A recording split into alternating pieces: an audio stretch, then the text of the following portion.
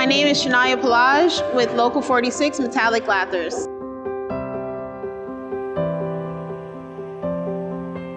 Before I got into New, I was working at Home Depot with another iron worker. She told me after she went through the New program, it was so amazing. She got into Local 46 and I should give it a try. I realized I needed to start thinking about career options. Number one, because I'm still fairly young and it wasn't a good payout. I made $200 a week, was barely making ends meet. I have a young son at the time, so that was just out of the question. I knew that I needed something better than a retail gig that wasn't giving me enough hours to take care of my family. Initially, when I got to New, I just wanted to be strong and I wanted to be the best that I could be while I was there. When we would lift the cement buckets in our training, I was definitely like, all right, can I do this? And then it sort of pushed me past my comfort point. So once I got past the training, I said, okay, this is something I could see myself doing, you know, if this is what it takes in the field. I said, you know what, I want to see where this goes. It's a great program. My first day with Local 46, after the training that they give you to prepare you for your first day on the job, after that, I felt like a superhero. I felt really tall, I felt strong. I wanted to show all of my friends and family how I made it in and how great the construction industry was for me. The impact that being in this career has given me was financial freedom. That helped me to open different types of doors and opportunities for myself as well as for my son. I was able to put him in private school, so I was able to give him things that I wouldn't have been able to otherwise. Basically, considering that she's an iron worker, my mom, she really works as hard as she can for me and for her because, well, we need to eat and stuff, and it's actually really amazing because when I get older, I probably might have to do that, especially if I'm just by myself. That's a huge role model for me. When my son tells people I'm in construction, he tells them that I put up buildings, and when we go past 34th Street, he's like, my mom did that. And just being that role model for him, it gives me the strength every morning to wake up and just keep pushing a little bit more, you know. Sometimes you need your own cheerleader, and I'll definitely say he's my #1 fan because he just tells me, Mom, it's okay. And sometimes it's simple words that push you to your greatest potential. To work at the Javits Center, the expansion plant, I'm one of the longer standing employees they have there. I've been there since the foundation when it was just leveled, flat mud. I love working at the Javits. It's one of my career setters. I would always talk about this job site because I've been there so long. With the guys and the women at Local 46, they make it more than just a job.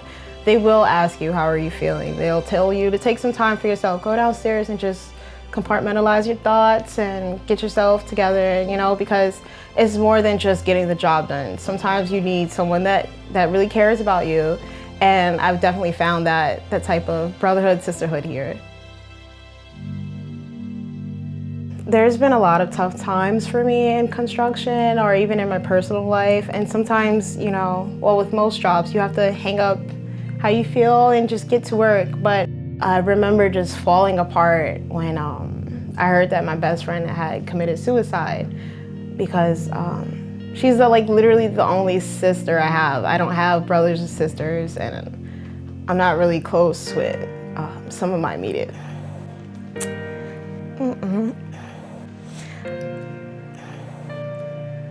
So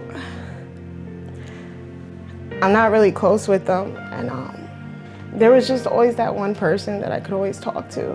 And when I was at work, I tried to just put my brave face on, and